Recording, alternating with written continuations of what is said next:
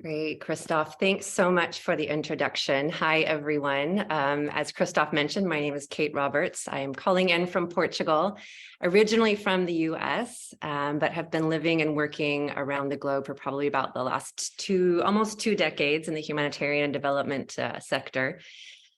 And for a long time, I was working in programming. So I was really working more with child rights organizations and did child protection, psychosocial support. And for many years, I loved my job. I've always loved the work that I have felt called into, and always really found the energy and the stamina and the strength with every new deployment that I would face. But probably about almost 10 years ago, I started to notice that I was really struggling I was getting sick often. I was really struggling with self-doubt and really questioning, what I was doing, if I was having an impact on the people that I was, hoping to bring benefit to, and really just flooded with a sense of guilt that I was struggling so much to find the energy, to find the concentration, and really felt a sense of shame that for some reason I completely unknown and unexplainable to me, that I no longer felt connected to my work. And it was devastating. It was really, really hard for me to accept that, that something was going on that would take me away from my work, and struggling with the journey through that, first being able to identify it as burnout, which I didn't know what it was then. I know now much more about it. But for me, that was really the beginning point for me to kind of shift my career trajectory to do what I'm doing now. And that's really where I became very passionate about understanding the different types of stress that we face in this line of work, especially with the different contexts that many of us are kind of find ourselves in.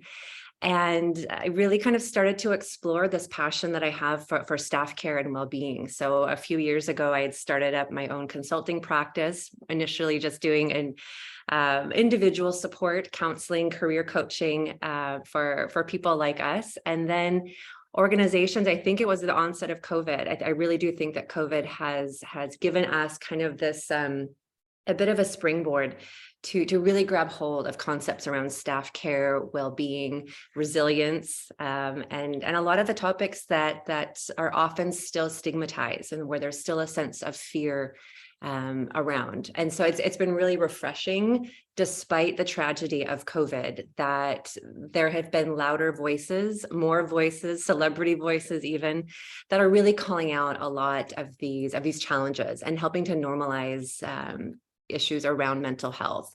And so I do feel like we're in a very special time to kind of be taking this more seriously. So getting to partner with CCH, as Christoph mentioned, this is actually our third collaboration together. The first two were on burnout, so it seems quite fitting that this one is on compassion fatigue. So I'm just going to start a share screen, and I'm going to go through a couple of slides with you just to give you an overview. This isn't meant to be a super high level clinical class on compassion fatigue, but really helping to understand how it's different than burnout, or how do we look at our response and prevention strategies differently. So we'll just go through this at the presentation. I might ask a couple of questions just to pick your brains. And then, as Christoph said, we'll just have some time together to dig in. So let me get my share screen up. And Christoph, if you can just confirm for me, either raise your hand or pop a message in the chat that it's, yeah, we're good. Okay, fabulous. So here we start. Compassion fatigue, the cost of caring in the humanitarian sector. So for those of you that might have heard the topic or the concept of compassion fatigue, it's something that is quite common in this sector, and it's quite common in sectors where for helping and caring professions. And we'll go through a couple of statistics to point that out as well. But it's also very closely related to the type of work that we might be doing. So especially when we're caring for individuals and caring for the well-being of others. But especially when we have that as a part of our job and we're facing those challenges and human suffering on a day-to-day basis, it can start to accumulate. And depending on kind of how we respond to this stress, it can be expressed in compassion fatigue, secondary traumatic stress as well. So we're going to just spend a little bit of time understanding what compassion fatigue is, going over a couple of just really basic definitions, and then looking at the contrast between compassion fatigue and burnout. And also we'll look at secondary traumatic stress or vicarious traumatization, which they're all closely related. And so when we get to talking about signs and symptoms, I think you might see that they seem a bit familiar, but really good awareness for us to become more knowledgeable about what our unique, stressors and triggers and signs are going to be. So we'll go through some signs and symptoms, recognizing, how prevalent it is for our sector especially, and then looking at a couple of strategies. How do we plan and prepare, especially for those of us that are working in contexts where we are facing, human suffering on a day-to-day basis? How can we be intentional about what we are monitoring, what we're looking for in our own responses that will give us indication of, if we're entering into a danger zone, if we're still doing okay, in pretty healthy ways. So we'll spend some time on that also. So first step, I wanted to share a couple of quotes also that about compassion fatigue that I felt really just really helped to kind of give me a bit of a heart feel rather than just head knowledge. So this one says, "This, my dear, is the greatest challenge to being alive, to witness the injustice of the world and to not allow it to consume our light."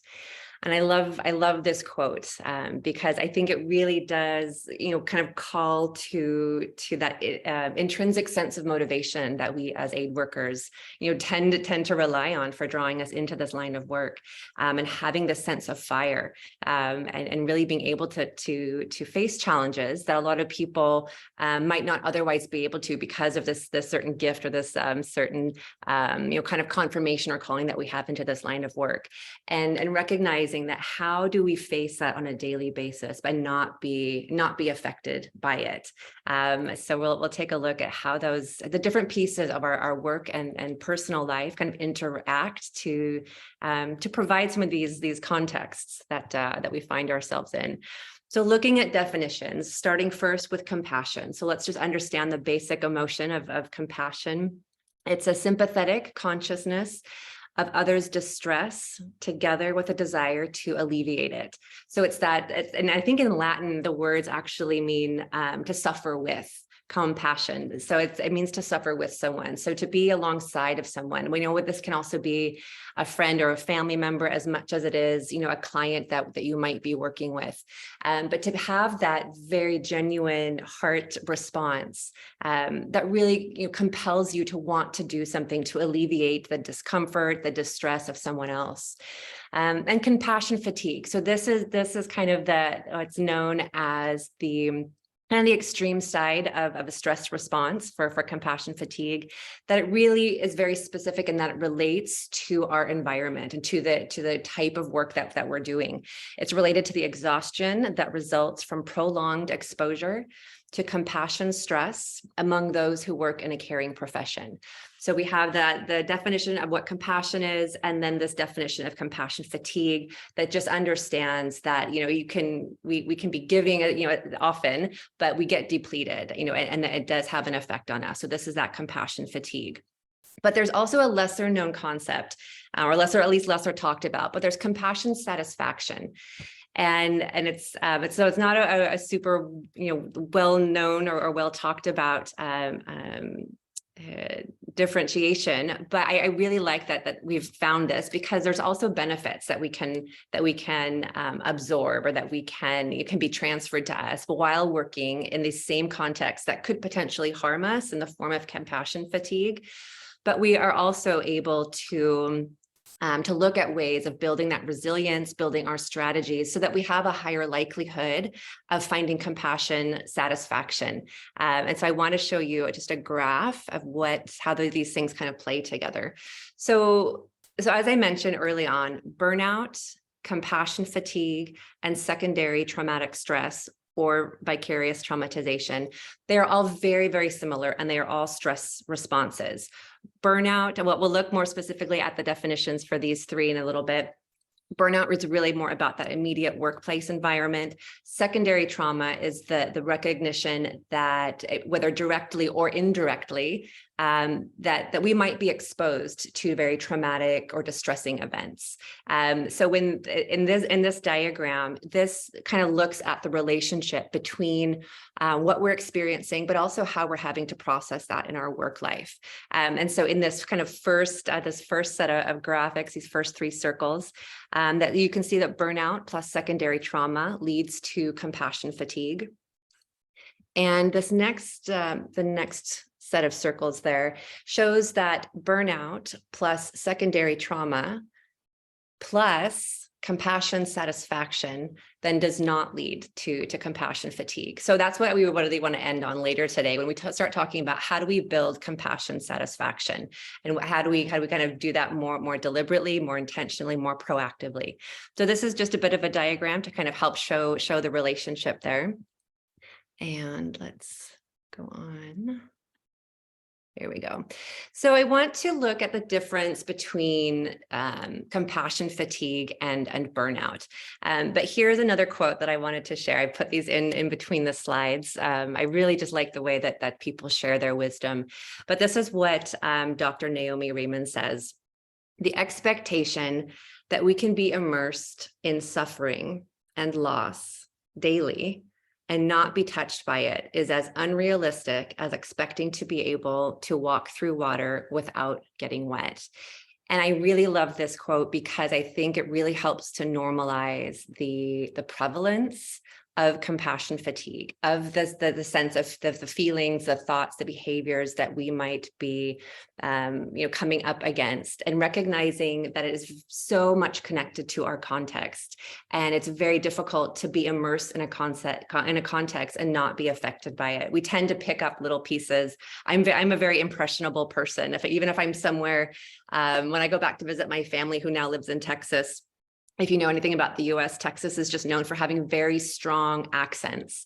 And even though I'm not from Texas, my family is not from Texas, when I go to visit them, I pick up the things that I hear. So I pick up things around in my immediate environment, and I will start the talk with a Texas accent. It's not intentional, but it's because I'm very impressionable. And this is just an example of showing how we tend to pick up pieces, around our environment. So what we might be experiencing, the challenges, the instability, volatility, fights, protests, those will tend to leave remnants or leave a residue within us as we experience them. And when burnout happens, and stress-related issues like compassion fatigue and secondary traumatic stress, this really happens when our levels of stress outweigh our resources, and what we have to be able to cope with stress. So this is where we want to kind of fine tune a little bit our definitions and how we talk about burnout, how we talk about compassion fatigue. But I really do want to normalize this. And so I just wanted to share this quote with you. Okay, this is actually a story that I want to share with you. And I do share this in the burnout seminars that I do, but to also help to kind of normalize how we tend to find ourselves in these situations and are completely blindsided. Oftentimes we find ourselves really struggling and wonder how did I get here? How did this happen? And it's really a story that I really like. It's actually rooted in a really, really old experiment, a science experiment done on frogs. But anyways, the story that I want to convey is really just that basically there was an experiment with frogs. And I'm sorry that I know this is probably going to touch a sensitive nerve for animal cruelty, but bear with me just for the illustration that there was an experiment that looked at two frogs. One frog, I think, had been lobotomized. And then the other frog had been just kind of left as is, and both were placed in water. And when the water temperature was raised, one frog, when they would feel that it was boiling, would jump out, but the other one, who was incapacitated, didn't jump out and didn't feel the water temperature rising, and how slowly that can happen. And so if we find ourselves in a state, in an emotional or physical state where we have kind of been a bit compromised and feeling a bit tender, feeling a bit worn down, that our ability to be aware of how our stress levels might be rising to a danger point, we may not be as aware because it can be slowly accruing, versus someone else who might be brand new to a context. If they get dropped in it, then they feel more aware because they can see the danger, they can feel the boiling water immediately. But so this is just a story to kind of highlight that it's so common that people will find themselves struggling with something like compassion fatigue and just be completely blindsided on how this could have happened. But very, very normal because it can be, a slow accrual. So looking at the definitions, so as I mentioned, these three are very, very closely related. We saw the diagram of how they kind of interact together a little bit. They have very similar signs and symptoms. The major difference between these three is that burnout is really talking about workplace environment. So this really is very specifically related. It's work-related stress. So that's very specific to burnout. Vicarious traumatization or secondary traumatic stress, this can happen as a result of an incident, of an event, but it can also be as a result of an accruing of challenges and exposure to difficult situations.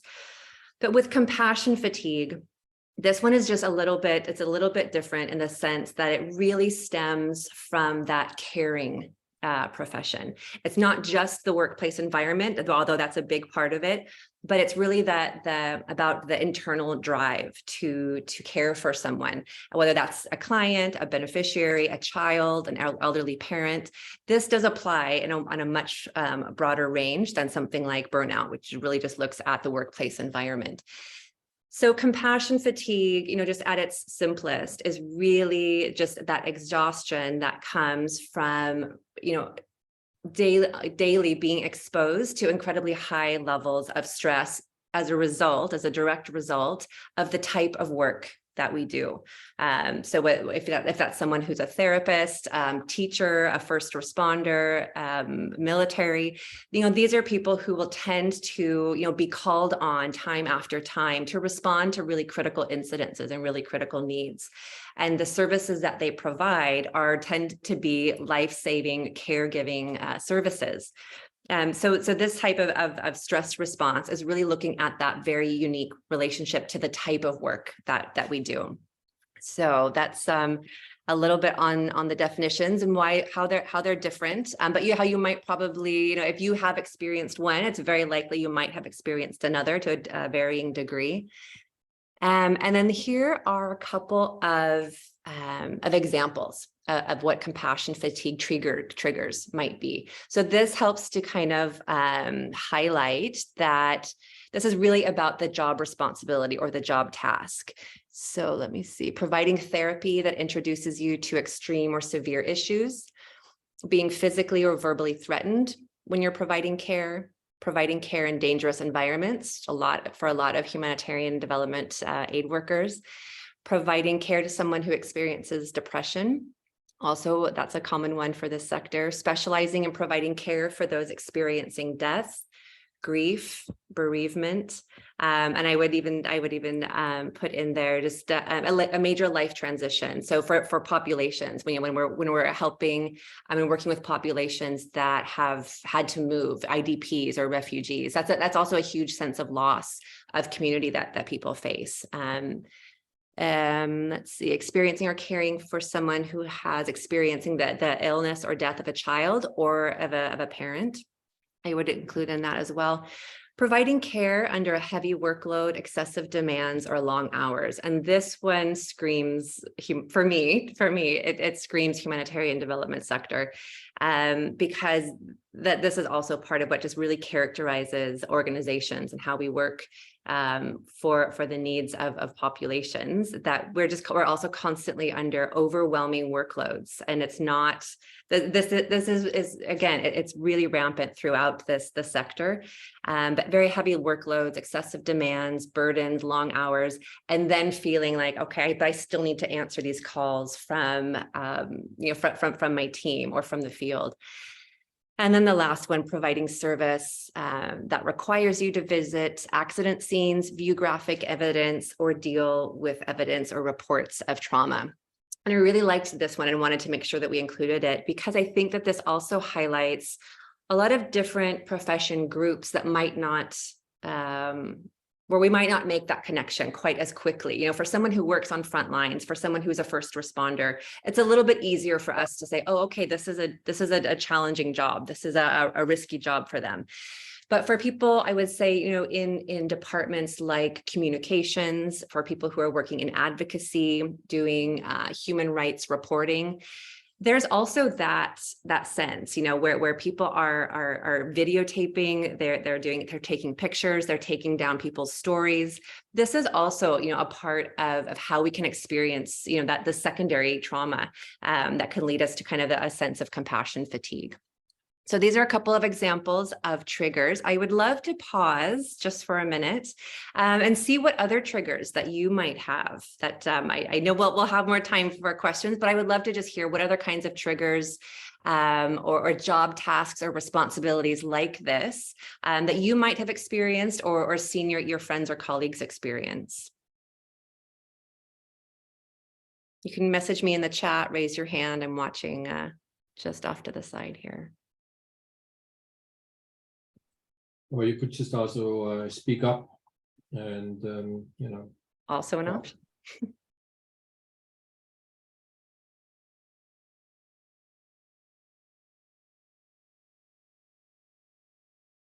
All right, we'll keep going. Oops. All right. Okay, so why is it so common in this sector? Why is this something that we see so much of, hear so much of? So here's another quote for you. There is a cost to caring. Professionals who listen to clients' stories of fear, pain, and suffering because they care. Sometimes we lose our own sense of self to the clients we serve. This one, this one hit me, especially because I think that this is how I would characterize, you know, how I experienced burnout, and a part of compassion fatigue was that I really felt like I had lost myself. I was almost over identifying with clients, with populations that I was working with, and felt that I had to maintain that sense of connection where I was always turned, you know, to always on. And for me, that I really lost myself in that. And I really started to lose my own sense of identity. And I noticed that my identity became much more entangled with my career and my career choices and the work that I was doing and the people that I was reaching out to. So I really just wanted to share that as well. And just recognizing that the closer we are to human suffering, you know, the closer the proximity that our jobs, that our roles might have, the higher the likelihood is that we will experience something along the lines of burnout and compassion fatigue. So this is why it's so important, especially with this line of work, that we really increase awareness on what it is, what it looks like, and what to do with it, because this has a tendency to lead to a lot of deeper brokenness. We'll look at some of the psychological effects as well. And it really can cause a lot of very long-term harm. So it's really important that we do get to take time and become more aware for ourselves, but also for those that we work with. Here are a couple of statistics. These are actually from a study back in 2015 done, I think it was by the Guardian News. And they surveyed, I think, about 3,000 respondents working in the aid sector. And this is what they found. And this was even before COVID. So I wanted to highlight that this was from 2015, but that 79% of respondents reported experiencing mental health issues. So this is about almost 80% of the people surveyed, almost 100%. So 93% believed that the problems were related to their work, whether that was their work environment or the job responsibility, the occupational side. And then 66% were concerned by the lack of psychosocial support made available by their employers, which is part of what I love working with with CoCreate Humanity and the type of service that they are providing and being peer, having peer support available. Because it is shocking how many organizations still are catching up to being able to respond to critical incidences for staff. And so this was, just a great confirmation, I think, to recognize that we don't always have that awareness, or we don't always have the mechanisms that are in place, whether that's, from our insurance, from our EAPs, from our employers, and other service providers. And then this, just because burnout and compassion fatigue are so closely related, I just wanted to point out that this is the prevalence from another study that I was a part of, that we were looking at the prevalence of burnout amongst aid workers. And if you know what the definition, the WHO, or World Health Organization definition is, it really gives 3 characteristics that are very unique to burnout. But what I want to highlight is that these 3 pie charts represent the 3 characteristics of burnout, and the 2 lightest colors, so where it says always and often, so these 2 lightest colors really demonstrates, or really shows us, to what extent our peers and colleagues are likely to be, in or recovering from burnout. So when people are answering always and often to these feelings of increased energy depletion and exhaustion, this lets us know, this is almost half the respondents answered that way. So this is a very large percentage of people who work in this sector who are probably pretty close to or in burnout. And the same numbers will kind of translate to compassion fatigue. And I think those are up next. So here is, there's not a lot of very specific research on compassion fatigue in the sector. So we do draw a lot more from kind of general helping and caring professions. So I've listed a couple here. And just to let you, just so that you can see the type of work that people, are engaged in, and then what the typical rate, the typical prevalence of compassion fatigue amongst these professions. And so, almost on average, I think there's nothing lower than 40, and it goes up to into the 70s. And so I thought that was really a kind of an interesting way to look at the prevalence, and also helping us to normalize compassion fatigue. Because one of the things that I really struggled with, when I was going through burnout and compassion fatigue, was really being able to talk about it, to not feel like I was going to be stigmatized, or that I was going to be jeopardizing my career options that might be ahead of me, because I might be seen as as weak, as broken, as I don't know, not capable.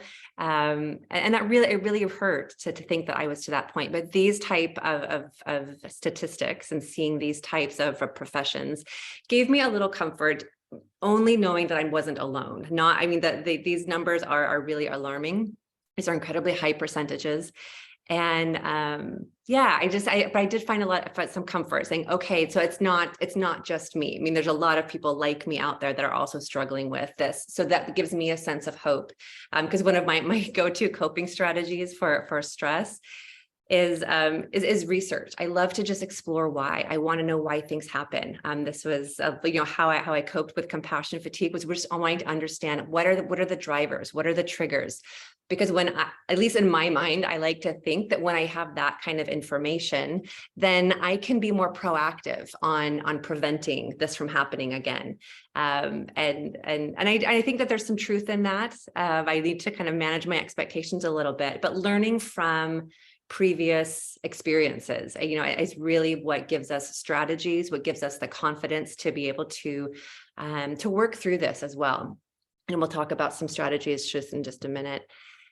So recognizing compassion fatigue, another quote for you: accepting the presence of compassion fatigue in your life only serves to validate the fact that you are a deeply caring individual. Somewhere along your healing path, the truth will present itself. You don't have to make a choice. It is possible to practice healthy, ongoing self-care while successfully continuing to care for others. And I love all of the quotes, but being able to get to a point where I can accept, what I'm going through. And acceptance is such a big piece. We need to be willing to acknowledge, that something isn't right, and to be able to find the type of support, whether that's self-care, whether that's talking to a specialist. So I really felt like this was something that helped me to feel like I don't have to have it all together, and I can still help others while I'm healing. And I really like this image of kind of standing in a line with people, having their joined hands. And while I might be broken and really struggling with compassion fatigue, I can still reach out to someone else for help with one hand, and be able to reach behind me to continue to help others and bring them along, and say to them, I may not have all of the answers. I may be saying I don't know a lot, but I'm working on it. And I want you to come on this journey with me. We can figure it out together. So I really love that type of an approach.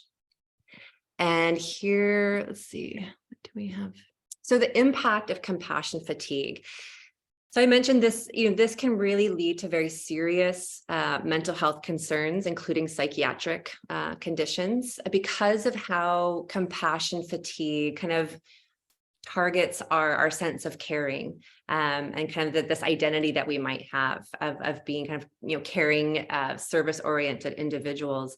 That a lot of times with compassion fatigue, the signs and the symptoms will look very different for everyone. We're all such, unique individuals, so experiencing things quite differently. But a common way to cope with compassion fatigue is to just distance, whether that's physically, or if not physically, then sometimes mentally, where we just kind of turn off, right? We kind of have this on and off switch. And so we disassociate. And while that can be a helpful technique to compartmentalize and allow yourself some time and some space to breathe and to process, if we hit that default button that kind of puts us into a dissociative state for, too often, too frequent, that it really becomes challenging to kind of figure out, well, how do we get back out of that? So there are some challenges around psychiatric conditions, and dissociative disorders is just one of them. At work, it can be especially complicated, as it contributes to an increased sense of illness, wanting to take sick days, needing to take sick days, and lower work performance or productivity, as well as high attrition. This is really a big part of what the global workforce has been calling out to as well, with burnout, with things like the Great Resignation in response to COVID, especially in response to COVID, as so many of us were struggling to balance life and work. And we were watching friends and family, struggle and suffer and go through loss, and have these big periods of grief and of mourning, and caring for people, as they were struggling with COVID, or caring for their carers. And so that, I think just gave a global sense of kind of this compassion fatigue. And so this is kind of why I do like to give COVID its dues, because it has done so much for bringing staff care and employee well-being and personal care and resilience really to the forefront, where organizations have a much harder time ignoring it or not dealing with it, not talking about it. So at work, it can lead to a lot of challenging outcomes. And then lastly, it may lead to our personal response, of where we might be questioning our own identity. It might be a crisis of faith for many people. We might be questioning our career choices. Is this really what I want to be doing? Am I really that effective? Is this really making a difference? And we have that kind of sense of growing cynicism as well. And we might even be thinking about, maybe this is my time to quit. Maybe I should just step out of this. Maybe I'm really not cut out for this line of work. And so that self-talk and that mindset that we have really starts to come into play, and preys on self-limiting beliefs, because we get so worn down and we get this sense of exhaustion that it gets very, very difficult for us to access those healthy coping skills and that the strength that we tend to have when we're functioning, at a healthier level. But when we get ourselves so run down and so tired, it becomes a lot more difficult to be able to respond to that in healthy ways. So this is just wanting to go through, and I won't read the list. I'll just leave them up here for you to look at. But I did break them down into four different categories. So we'll look at emotional symptoms, physical symptoms, cognitive, and behavioral. So this these next four slides, what I want you to do is just, and you'll get the slides afterwards. I'll send the PDF to CCH to share. But it's just to start to take a look at, what are some of these signs and symptoms, and start to ask yourself, is this something that I have noticed, that I'm experiencing? And I don't mean just in general. I struggle with anxiety and depression on a daily basis. And so that is something that's quite serious for me, but it's when I ask myself the question, if I'm, in regards to compassion fatigue, it's important to use these symptoms more as an indicator for yourself. And what I mean by using it as an indicator is asking, has this symptom or sign, has it increased or has it decreased in the past 2 weeks? Has it increased or decreased in the past month? And those are the questions I want you to get used to asking yourself in regards to what these signs and symptoms are, because we might, some of them are also very common for other types of ailments that we might be struggling with. They're also very common for burnout, for general sicknesses as well. And so having a way to pinpoint and kind of develop your spectrum, how do you function when you are really at your best, when you're at your healthiest? And then think of a time where you've really struggled. Maybe you've struggled with compassion fatigue. How would you describe that? What were the indicators? Now, as you look back on that time, what did you notice were some of the behaviors, the mindsets, the choices, the feelings that you might have noticed kind of leading up to that point? And try to track backwards to see if there was a time where you thought, oh, maybe a couple months ago, I started to notice something changed. And so when you can kind of look at it on a timeline for yourself, then you can look at, well, how much of a danger is this for me? Am I, rapidly approaching the danger zone? Am I just kind of slowly getting there? And maybe I just want to start a strategy to kind of slowly dial it back. Or if I'm in the danger zone, how do I find emergency care? But really being able to kind of place yourself along a spectrum, on zones, maybe green zones for safe zone, red for a danger zone. And when you ask yourself, if you have, if you've have an increase in these feelings or a decrease, or maybe they've been more frequent lately, or maybe they have been more intense, or the longevity of them. So that's what I mean when I say, using these as indicators to ask yourself, how often am I experiencing this? How often am I feeling this? Because that will let you know if it's on the normal, kind of your normal functioning range, or if that's in an area that feels a bit more confusing and maybe a bit more dangerous. So that these types of things will kind of help to let you know, how you're doing and where you're at. So these are emotional symptoms. Here's cognitive symptoms. So this is really, looking more at kind of how compassion fatigue affects our thinking and our processing. And so a lot of this, we experience a lot of forgetfulness. We experience reduced efficacy, constant thinking or dwelling or obsessing on certain clients' stories.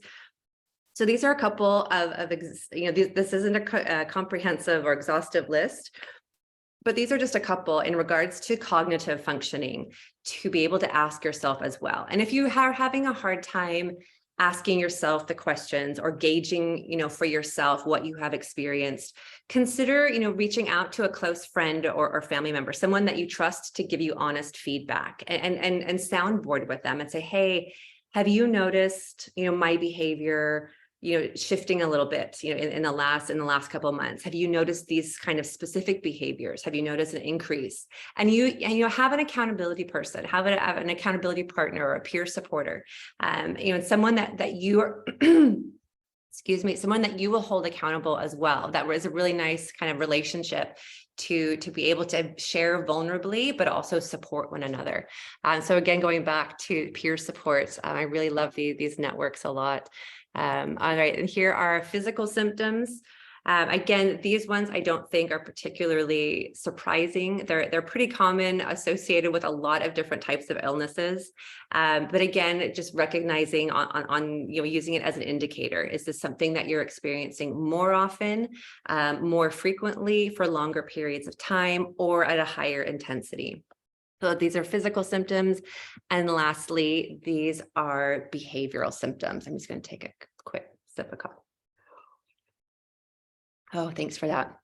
Okay, and so on behavioral symptoms, this also, it would be a good one to check in with someone else, because sometimes we have our own blind spots and we might not always be aware of what we're doing. And so having someone, that's on your side, that's really wanting to keep an eye out for you and help you watch out, especially if you're in active, if you're in an active role where that sense of compassion fatigue has already kind of been rearing its head. So these are just some signs and symptoms for you to become aware of. And then this is something I just wanted to include. This is a type of compassion fatigue scale. And I want to be just very careful about cautioning about the use of this. This is not a diagnostic tool. It's not a clinical tool. There are lots of different types of scales like this. You can just go to Google, and there's lots of really good tools out there. But this is kind of looking at how we take those types of symptoms that we just looked at. So the signs and symptoms of behavior, cognition, emotion, and physical symptoms as well, and kind of turning them into indicators. So this is exactly what that looks like.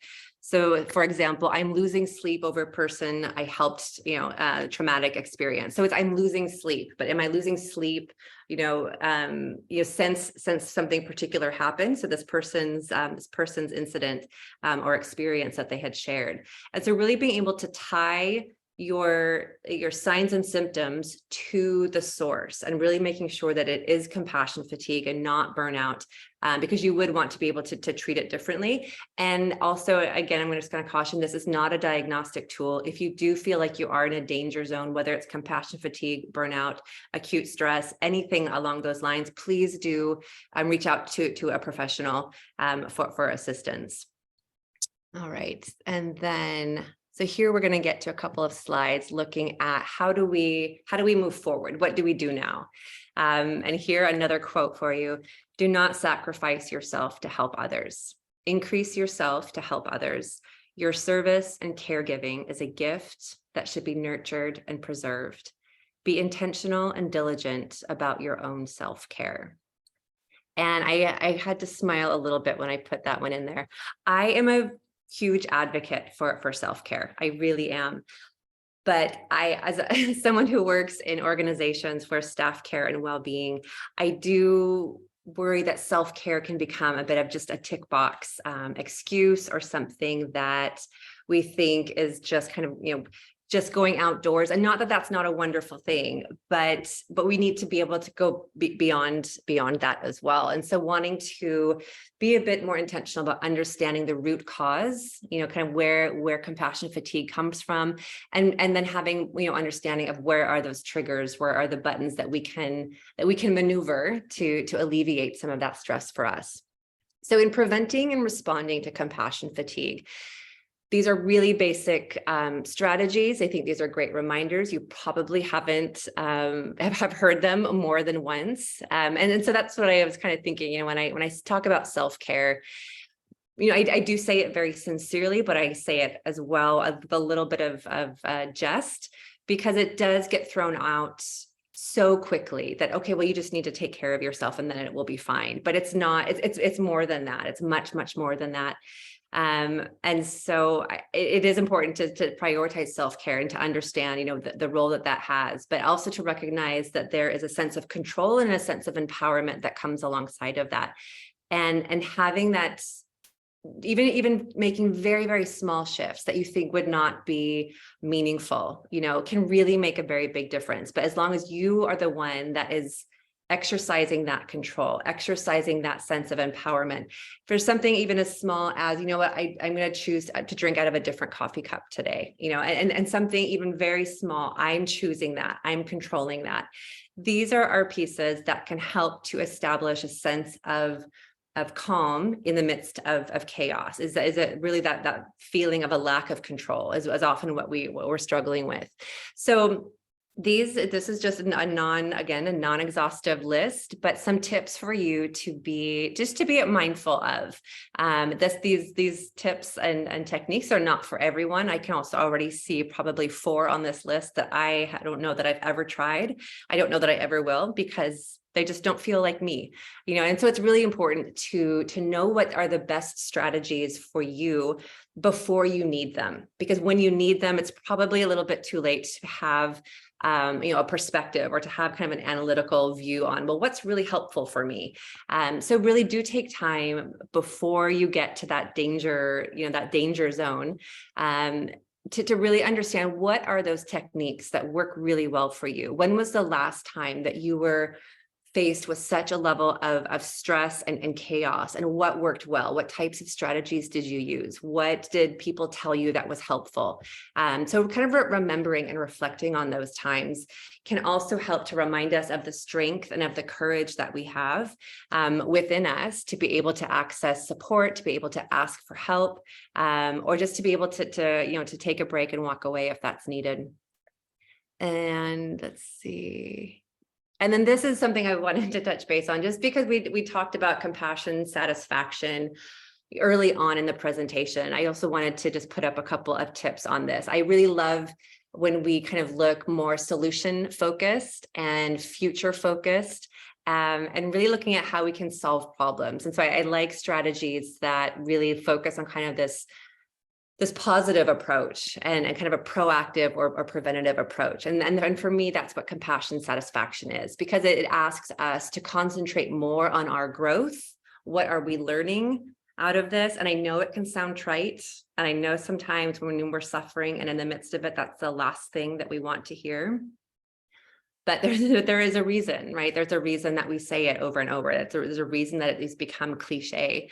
But caring for ourselves and really doing it in a way that's before it's actually needed is the best prevention that you can really invest in, is really understanding what types of activities, resources, techniques help to de-escalate stress, because then you have a stronger sense of the functioning, the cognitive functioning, that your behaviors, the emotional and physical, you get that restored sense of kind of full capacity. And so really looking at how do we look at, again, the problem solving side of it.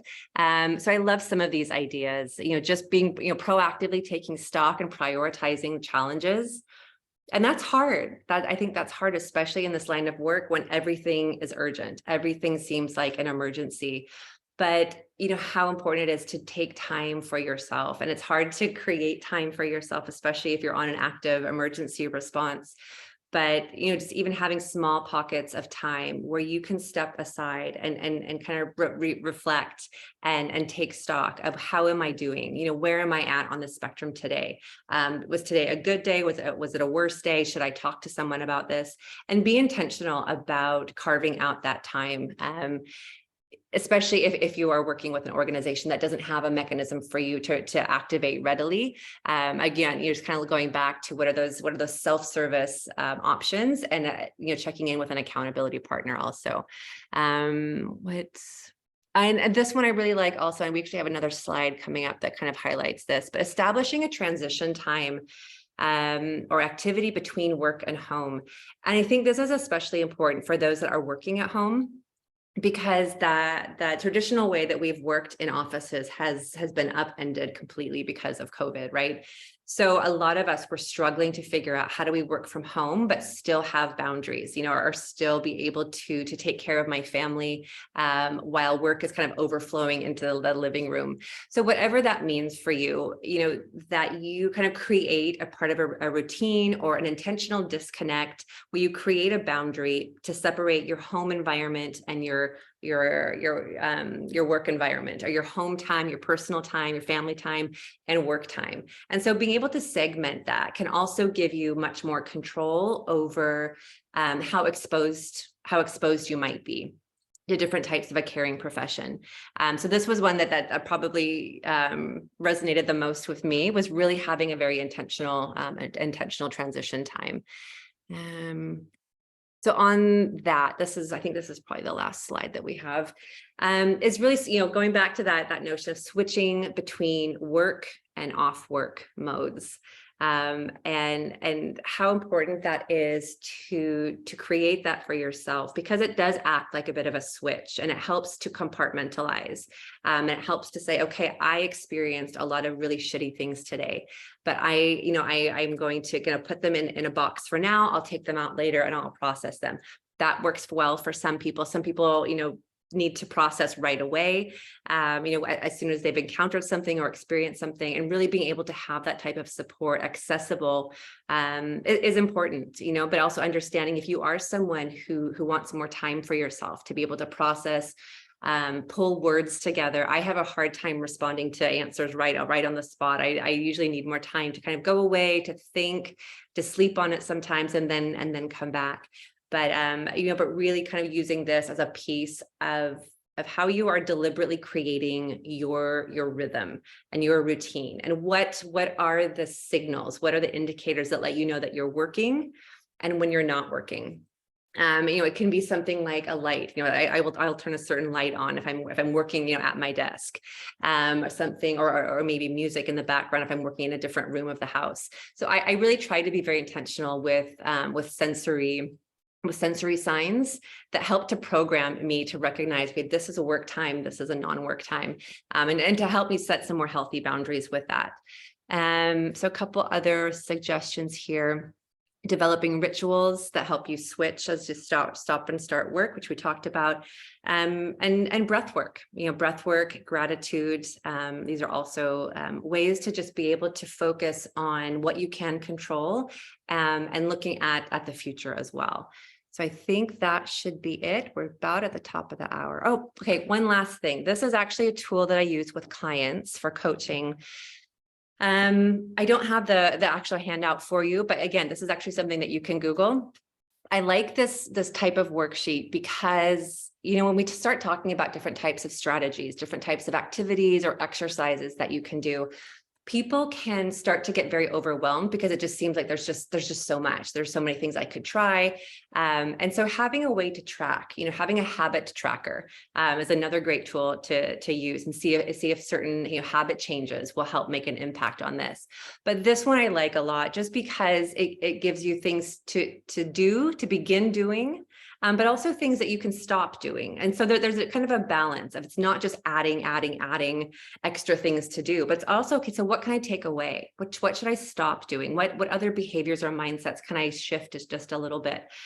So I like this because in the those 5 columns that go across, you have stop, what does it say? Stop, do less, keep doing, do more, and start. And so you can use this for just about anything that you want to work on. If you want to work on, utilize this type of structure for compassion fatigue, you can go back through the signs and symptoms, and turn those into actions for yourself, that you want to, something that you're going to start doing is becoming more aware of what your signs and symptoms are. So maybe you commit to journaling about it for a day, but then also, what are the things that you can stop doing, and so you have a goal. And then for each goal, you can put out some 5 actions that gradually increase, proactive strategies, but then also reduce other more harmful elements. So I will stop there. That was a whole lot of talking. Thanks for bearing with me. Last quote, and then we'll take a break. If your compassion does not include yourself, it is not complete. So again, this is just my cry to you to really do take self-care seriously, to take the time to invest in understanding, what are your stress responses and how can you plan in advance? What is your stress management plan? Because, compassion fatigue is a stress response. And so in addition to looking at, what are those elements of your occupation that are putting you at a higher risk, but then also looking at, what are those pieces that I can that I can kind of start doing on my own. And so looking at how do I practice self-compassion and self-love, and allowing that to be a part of what refills us and refuels us to continue on with the work that we've been called into. So on that note, Christoph, I will turn it back to you, and I think we have a break coming up. Or do you want me to go into questions and answers?